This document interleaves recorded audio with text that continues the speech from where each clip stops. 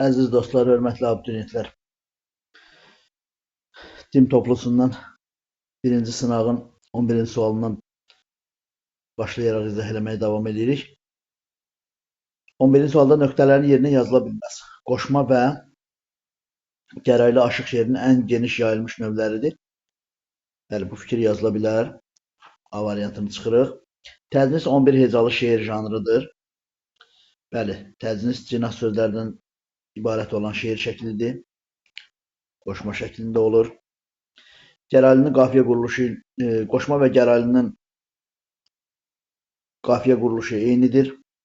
C variantımıza çıxırıq. Gəraylıdan dastanlarda geniş istifadə edilir. Bəli, dastanlarda gəraylıdan istifadə olunur. Müxtəlif qəhrəmanlıq, eləcə də məhəbbət dastanlarında. Rübai, qoşma və rübai daha çox lirik məzmun daşıyır, yalnız aşiqanə mövzularda işlənir. Xeyr, rübai aşiqanə mövzulardan daha çox fəlsəfi məzmunlu şeirdir. Ona görə də testimizin cavabı E variantıdır. 12-ci suala baxırıq. 12-ci sualda iki janr haqqında demək fikirlər yazılıb. Cədvəldə qarşısında rəqəmlər yazılmış hansı fikirlərin yeri dəyişdirilsə, yol verilmiş yanlışlıq aradan qalxar. Janr göstərilib xalq oyunları, bir də xalq tamaşalar. Xalq tamaşaları ilə xalq oyunlarının hansılarınsa xüsusiyyətləri fərqli yerdə verilir. Demək, burada testimizin cavabı oturaq və hərəkətli olmaqla iki yerə bölünür. Xalq oyunları, bəli, bu doğru fikirdir. Bunu öz yerinə yazıblar, doğrudur. Demək, əkəndə yox, biçəndə yox, yeyəndə ortaq qardaş tənbəlliyin tənqidi ön plana çəkilir. Bu xalq oyunu deyil, bu xalq tamaşası. Demək, testimizin cavabı da 2 səhv yazılıb. Demək, biz 2-ni axtaracağıq. A variantında, bir də C variantında. Digər variantların üstündən xətt çəkirik. Dəsmalı ver xəndəyə düşmə oyunlarında əşyalardan istifadə edilir. Bəli, birində dəsmaldan, birində də kəmərdən istifadə olunur. Demək, 4-ə baxırıq. Uşaq orqanizminin hərəkətə, fəaliyyətə olan ehtiyaclarından yaranmışdır. Bəli, bu xalq oyunudur, amma yazıblar xalq tamaşasında. Testimizin cavabı 2-4. A variantı. 5-ə hər ehtimala qarşı baxırıq. Xalq tamaşalarına meydan tamaşaları da deyilir. Bəli, bu doğru fikirdir. 13-ə baxırıq. 13-də nəğmələrlə bağlı hansı fikirlər doğrudur? Bu fikirlərə baxırıq. Qodu-qodu nəğməsi uzun zaman yağan yağışın kəsməsi üçün oxunan mövsüm nəğməsidir. Bəli, doğrudur bu. Testimizin cavabı 1 ilə başlayır. Ona görə də C variantını silirik. 2 ilə başlayır. B variantını silirik. 3 ilə başlayır. D variantını silirik. O da 2 ilə başlayır. Testimizin cavabı ya A ya da E variantı olacaq. Cütçü öz ağır əməyini yüngülləşdirmək üçün sayətçi nəğmələri oxuyurdu. Xeyr. Cütçülər holavar oxuyurlar.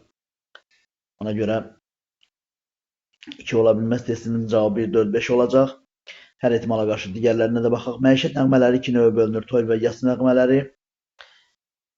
Xeyr, məişət nəğmələri laylalar və demək oxşamalardır. Toy və yas nəğmələri mərasim nəğmələridir. 4. Qəhrəmanlıq nəğmələrində xalq qəhrəmanı tərifləyir, əzm mətanət nümayiş etdirməyə səsləyir. Bəli, doğrudur. Ona görə testimizin cavabı 1-4-5 olacaq. Nəğmələrin özünə məxsus melodiyası yoxdur. Bəli, doğrudur. Mahnıların özünə məxsus melodiyası olur.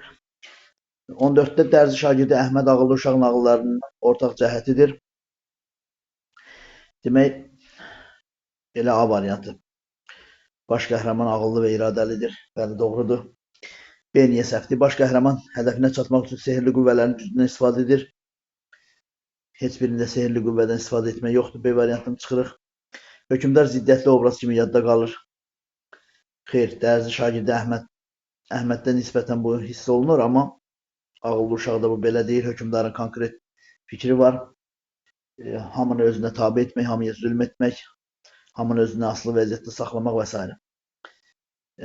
Dərzi şagirdi Əhməddə Şah Abbas dərvişanə hərəkət edir, qəsidələr deyir, xalqın içinə çıxır, amma həm də zülm də nümayiş elətdirir. Ziddiyyət orada ola bilər. Baş qəhrəman təcrübəsiz olsa da böyüklərdən məsləhət alır və hökmdara qalib gəlir. Dərzi şagirdi Əhməddə bu yoxdur. Ağıllı uşaqda var. Baş qəhrəmana sevdiyi qız kömək edir. Bu dərzi şagirdi Əhməddə var, ağıllı uşaqda yox. Ona görə də testimizin cavabı A variantı doğrudur. 15-də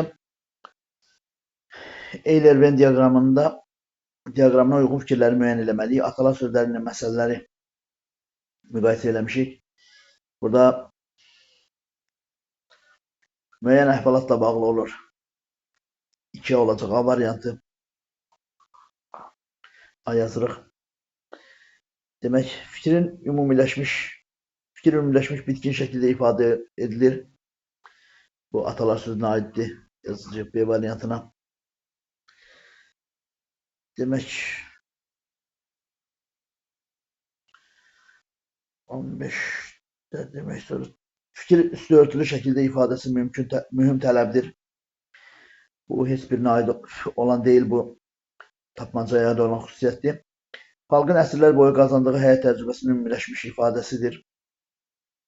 Bəli, həm məsələlər, həm atalar sözləri. Buna D yazacağıq. Bir də müdrik sözlər qanadlı sözlər deyilir. Bəli, bu da ortaq xüsusiyyəti olacaq. E variantı. Üzrlü sayın. Bəli, E variantı. Ona görə testimizin cavabı ilə olacaq A variantı.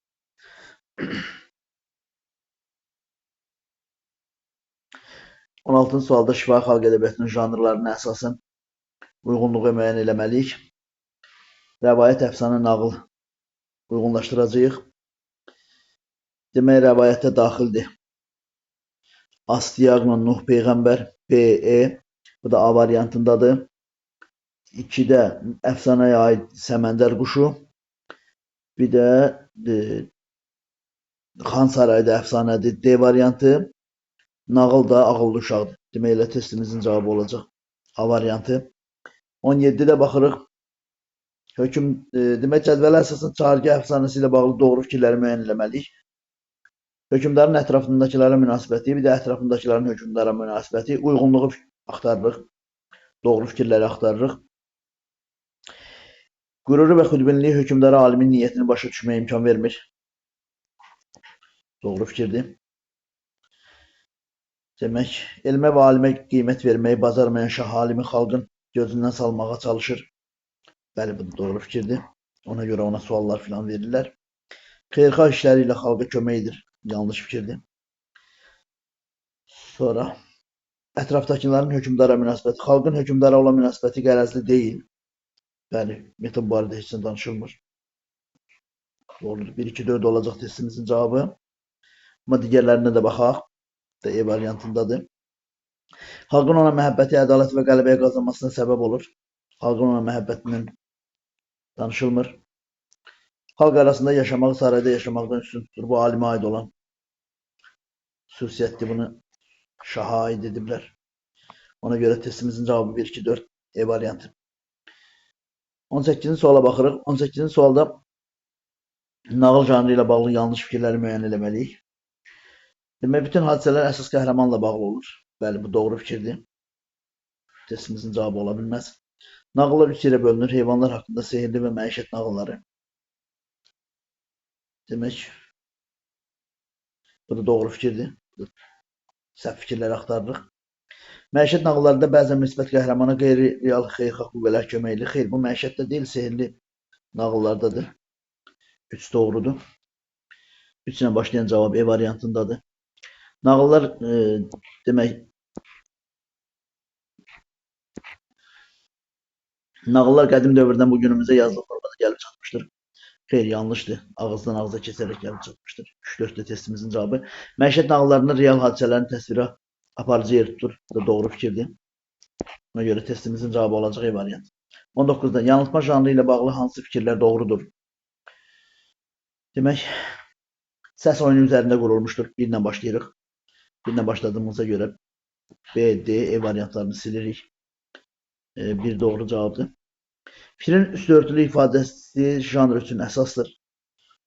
Bu tapmacadır.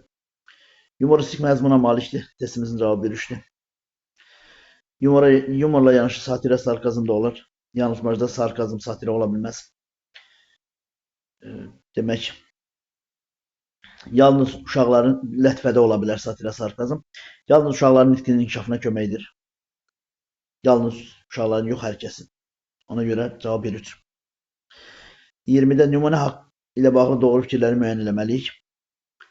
Səyyad dəryalarda alar çəngələ, həsrət çəkər çiskin gələ, çəngələ. Əzrail sinəmi çəkər çəngələ, qəssab qəşş eləyir ayağa, təznisli. Demək, bənddə inversiyadan istifadə olunub doğru fikirləri axtarırıq. Elə birinci misrada səyyad dəryalarda çəngələ ələ alar. Əzrail sinəmi çəngələ çəkər. Üçüncü misrada. Demək, cavabım biri A-dır, 1-dir. 1-lə başladığımıza görə A variantını, C variantını silirik. Təzad yaradılıb.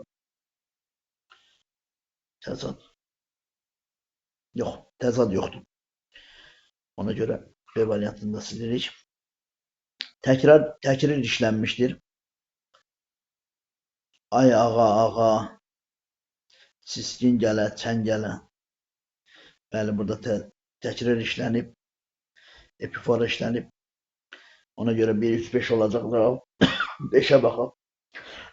Məhəbbət mövzusundadır, məhəbbət mövzusunda deyil, məzmunundan da görürsünüz. Qafiyə quruluşu qoşmadakı kimidir? Bəli.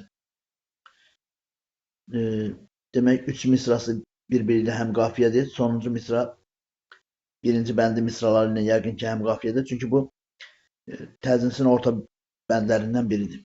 Testimizin cavabı D. Bu səhifədə olduğuna görə 21-i də qeyd edək. Digər testləri digər videoda izah edərəm. Aşıq yaradıcılıqla bağlı hansı fikir doğrudur? 21-ci sualda. Demək, qoşma gəraylı bayatı aşıqların ən çox müraciət etdikləri janrlardır. Testimizin cavabı A variantıdır. Digərlərinin niyə səhv olduğuna baxaq. Aşıq yaradıcılığında bütün ədəbi növlərə aid nümunələr vardır. Aşıq yaradıcılığında lirik, epik növlərə aid nümunə var, dramatik növə aid nümunə yoxdur. B variantı çıxdı. Aşıq Abbas Tufarqanlı, Aşıq Şəmşir ifaçı aşıqlardır. Xeyr. Yaradıcı aşıqdır, Aşıq Abbas Tufarqanlı. Sonra Gəraylinin Aşıq Şəmşirdir həmçinin. Gəraylinin qafiyə quruluşu qoşmadan fərqlidir. Xeyr, eynidir.